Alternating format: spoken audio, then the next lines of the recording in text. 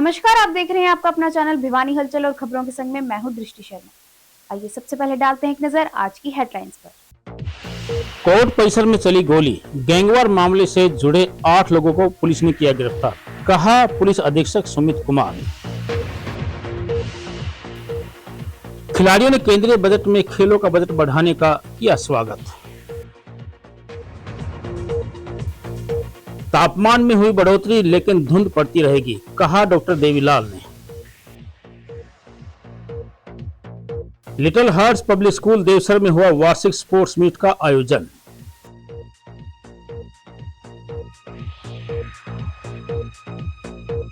सरकार की नीतियों के खिलाफ सरपंचों का प्रदर्शन। और अब खबरें विस्तार से। भिवानी कोर्ट परिसर में पेशी पर आए एक युवक को टारगेट कर फायरिंग की गई। अचानक चली गोली से कोर्ट में अफरा तफरी मच गई। मामले की सूचना मिलते ही पुलिस हरकत में आई और कार्रवाई शुरू की। पुलिस अधीक्षक सुमित कुमार ने बताया कि 8 आरोपियों को गिरफ्तार कर लिया गया है। उन्होंने बताया कि यह मामला हिस्ट्री शीटर अरविंद पर किया गया था। फायरिंग की यह वारदात आपसी रंजिश और लेन देन के विवाद से जुड़ी बताई जा रही है। गोली चलने के घटनाक्रम के बारे में पुलिस अधीक्षक सुमित कुमार ने बताया कि कोर्ट परिसर में टाइपिस्ट गैलरी के पास हुई इस गोलीबारी की घटना पर पुलिस ने तुरंत कार्रवाई करते हुए 8 लोगों को गिरफ्तार कर लिया। उन्हें पकड़ने के दौरान पुलिस की बदमाशों से मुठभेड़ भी हुई, जिसमें 2 बॉक्सर्स के पैरों में गोली लगी तथा इन 8 बदमाशों से 3 हथियार भी बरामद किए गए हैं। पुलिस अधीक्षक ने बताया कि पुलिस के जवानों ने गोली चलाने की घटना पर त्वरित कार्रवाई करते हुए कोर्ट परिसर के आसपास क्षेत्र से ही बदमाशों को दबोच लिया। इस मामले में पुलिस ने अलग अलग टीमें बनाकर घटना के तुरंत बाद कार्रवाई शुरू कर दी। पुलिस अधीक्षक ने बताया कि कोर्ट में एहतियात के तौर पर पहले से ही पुलिस तैनात थी। इसके अलावा अन्य थाना व चौकियों से भी पुलिस कर्मचारी कोर्ट परिसर में आए हुए थे। उन्होंने भी इस फायरिंग के बाद इसे पुलिस की ड्यूटी समझते हुए बदमाशों का पीछा किया तथा उन्हें पकड़ने में सफलता हासिल की। इसमें सीआईए सहित विभिन्न चौकियों से जुड़े पुलिस अधिकारी व कर्मचारी शामिल रहे। उन्होंने कहा कि बहुत ही कम समय में उन्होंने सारे मामले को सुलझा लिया है। ये बड़ी दुखद घटना है कि पिछले 3-4 महीने के अंदर अंदर यहाँ दोबारा गोली चली है और यहाँ जो अपराधी किस्म के व्यक्ति हैं उनके हौसले बुलंदी कहूँगा मैं, लेकिन ऐसा आज जो गोली चली है उसमें पुलिस प्रशासन ने बड़ी तत्परता से कार्रवाई करते हुए उनको मौके पर पकड़ने का काम किया है।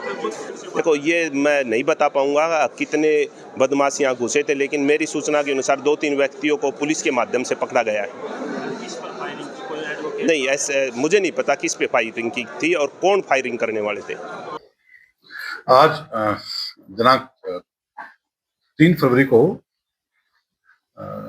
सुबह सुबह एक सूचना मिली थी कि भिवानी कोर्ट परिसर के बाहर कोई गोली चलने की घटना घट हुई है, जिसपे जो भी उस टाइम इंफॉर्मेशन थी उस इंफॉर्मेशन के लिहाज से तुरंत जिले की सारी पुलिस एक्टिव हो गई और बड़ी बिट्स एंड पीसेस में जो इंफॉर्मेशन आ रही थी उसके बाद अब ये पता लगा है कि एक एक्यूज हैं जो आज के केस के एक्यूज, उनका नाम है बीनू ठाकुर।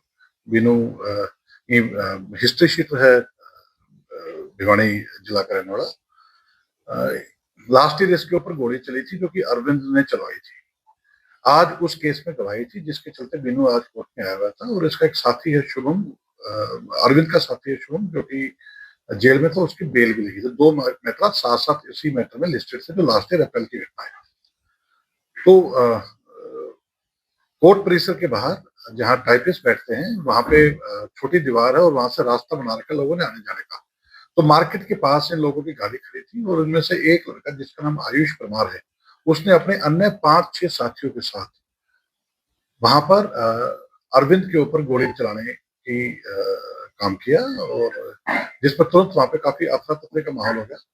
सुबह सुबह क्योंकि कोर्ट का वर्किंग डे था तो वहां पे काफी पुलिस कर्मचारी अन्य अपने काम के चलते या तो किसी की ड्यूटी थी या कोई अपनी किसी गवाही में या फिर वहां पे टाइपिस्टों के पास कोई अपना एफिडेविट प्रिपेयर करवाने आया था।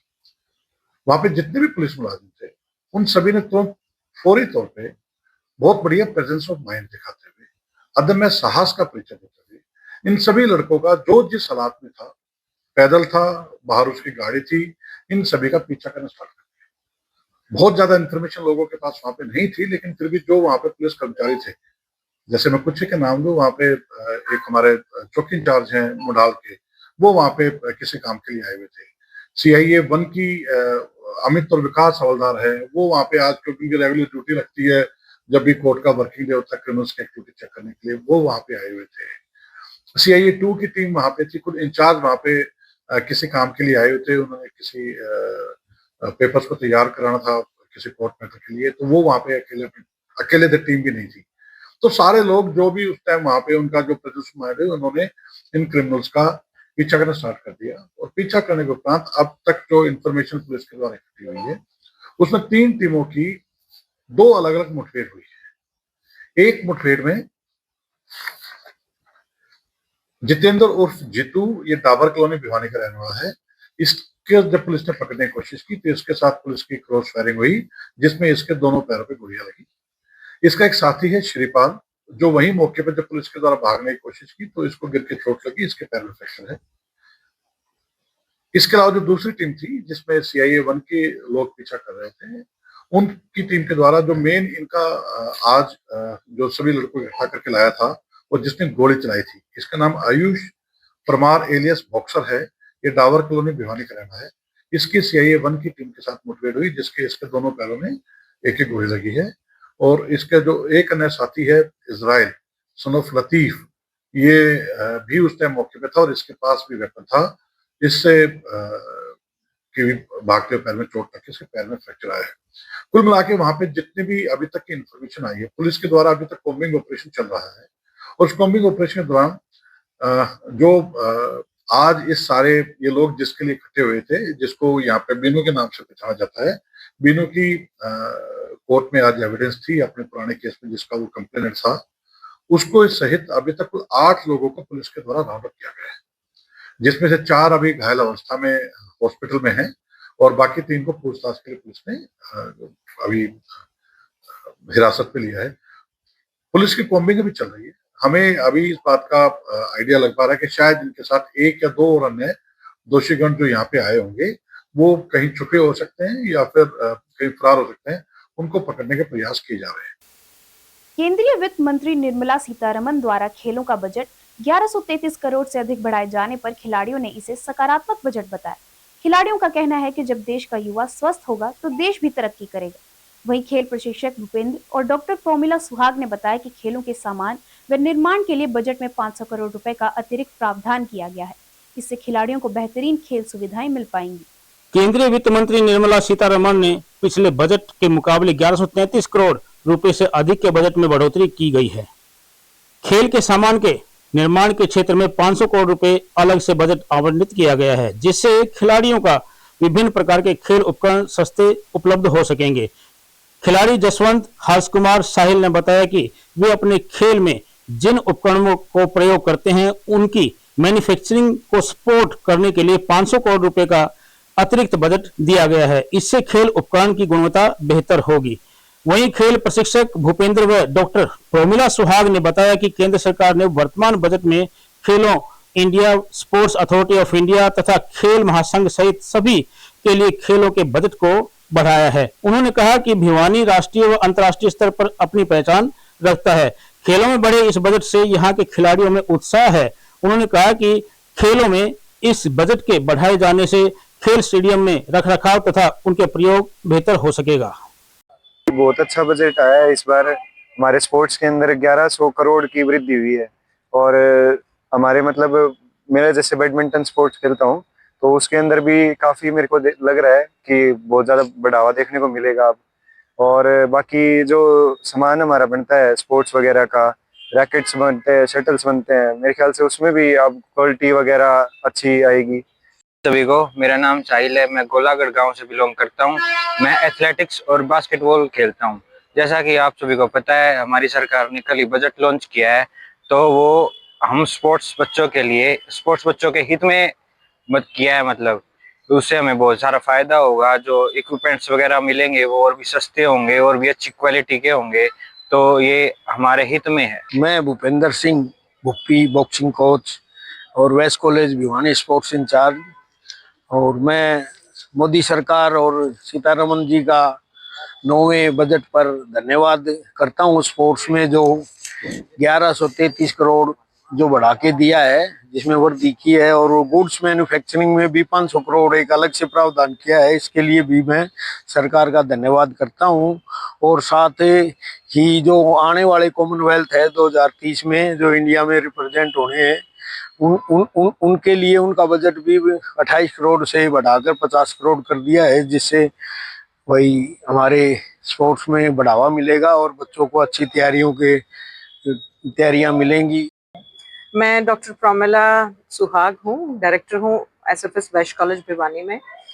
और बजट की जो ये बात आज चल रही है कि खिलाड़ियों के लिए एक बहुत अच्छा अवसर इस बजट में दिया गया है। खिलाड़ियों का जो बजट है वो भी बढ़ाया गया है, और इससे आप देखेंगे कि हम भिवानी से हैं, मिनी क्यूबा से हैं, और यहाँ के बहुत राज्य स्तरीय क्या आप अंतर्राष्ट्रीय स्तरीय तक बच्चे यहाँ के जाते हैं।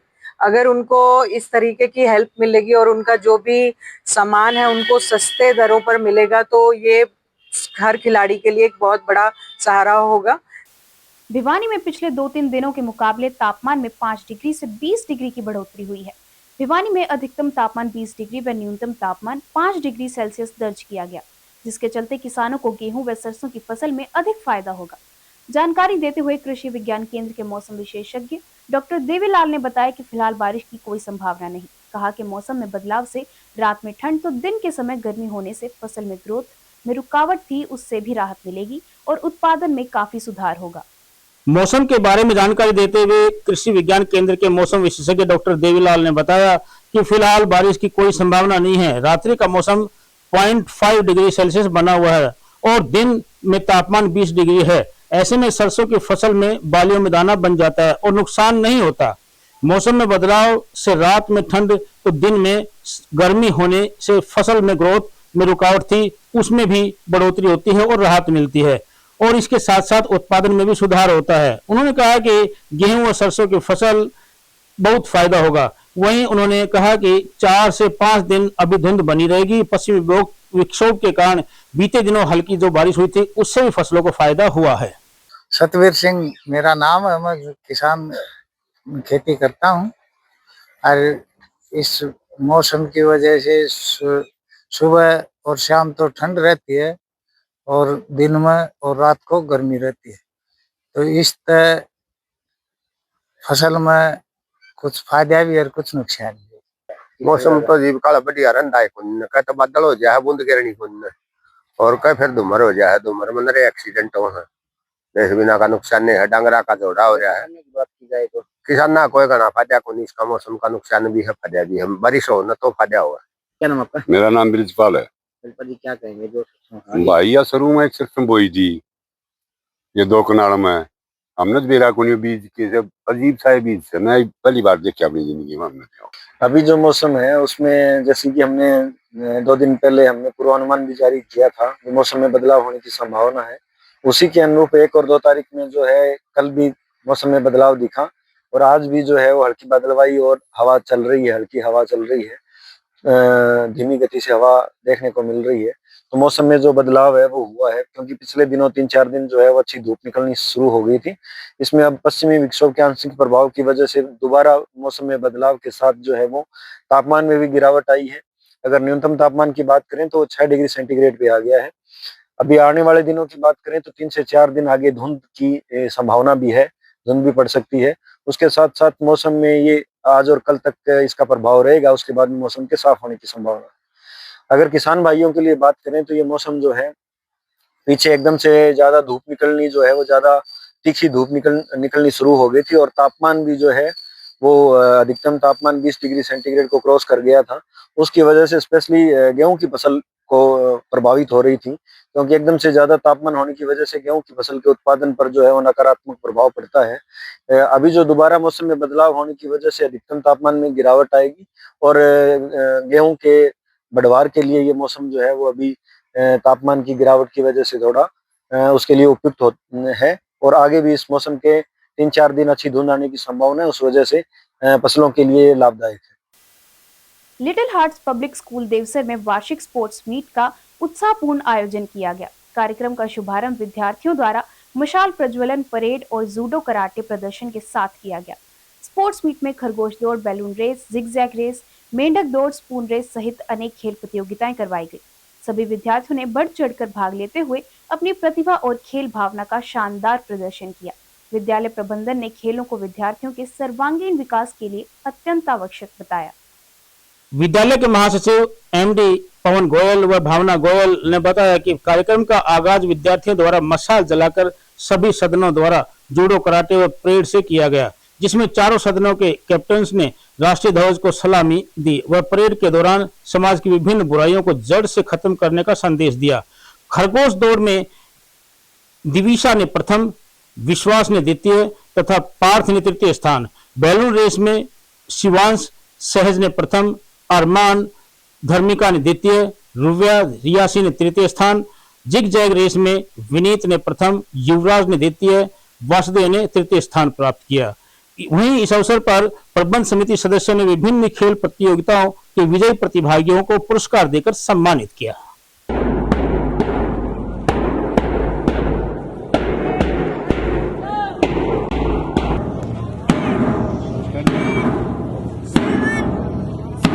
प्रतिशत उपस्थिति अनिवार्य किए जाने के नियम के खिलाफ जिले भर के सरपंच एकजुट होकर सड़कों पर उतर आए। उन्होंने इस नियम को अव्यावहारिक बताते हुए जिला उपायुक्त के माध्यम से सरकार को ज्ञापन सौंपा। उनका कहना है कि इस नियम के कारण गांवों में विकास कार्य पूरी तरह ठप हो गए हैं। प्रदर्शनकारियों ने चेतावनी दी कि यदि जल्द नियम में संशोधन नहीं किया गया तो आंदोलन को और तेज किया जाएगा।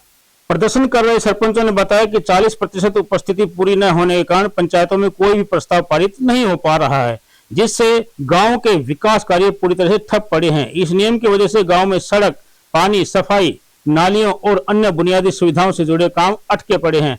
सरपंचों ने कहा कि सरकार एक तरफ गांव के विकास की बात करती है और दूसरी तरफ ऐसे नियम बना रही है जो विकास कार्यों में सबसे बड़ी रुकावट बन गए हैं।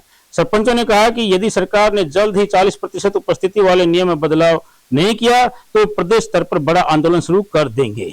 हम तो ये भाई जो हमने ज्ञापन दिया है, जो सरकार ने एक नई पंचायत के ऊपर शोध करने लग रही है पंचायत के ऊपर, सरकार में तो यह कहूंगा क्योंकि 40% का जो रेशियो सरकार ने दिया है वो एक कागज खाली मतलब कैंसिल करने खातिर, जब सरकार ने खुद ने इस बात का बेरा है कि 40% पॉसिबल नहीं है तो बोले 30 पा जाओ, 30% भी पॉसिबल नहीं है तो 20 पा जाओ। सरकार को पता है पॉसिबल तो है ही नहीं 20% भी, क्योंकि सरकार की जितनी भी अपनी जनसंख्या है गांव की उसमें 50% तो लेडीज आ जाए, 50% जेंट्स आ गए।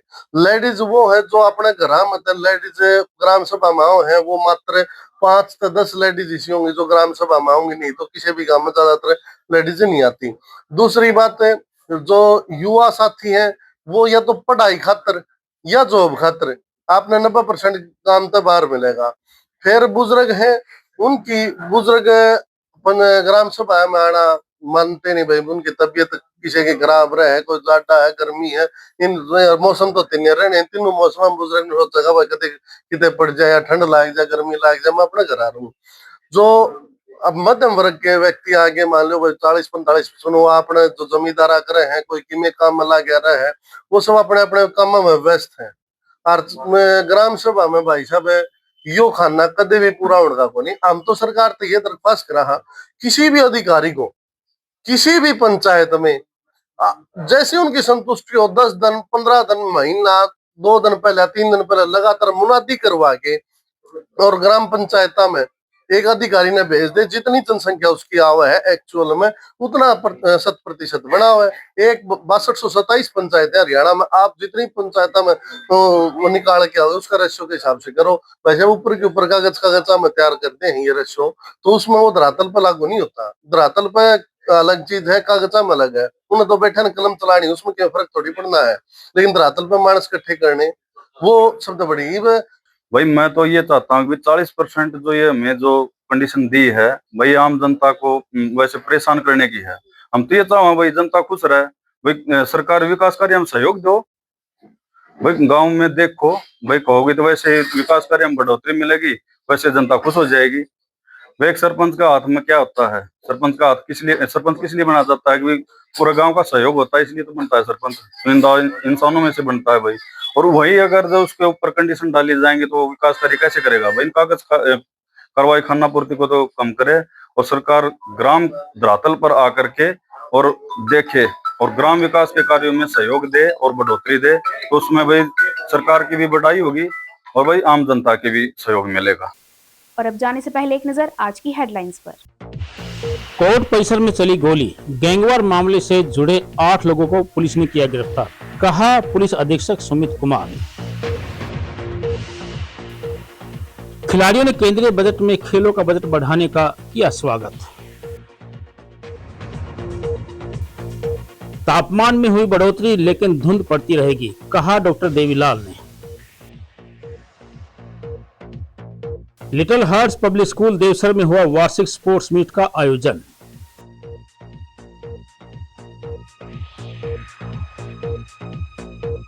सरकार की नीतियों के खिलाफ सरपंचों का प्रदर्शन।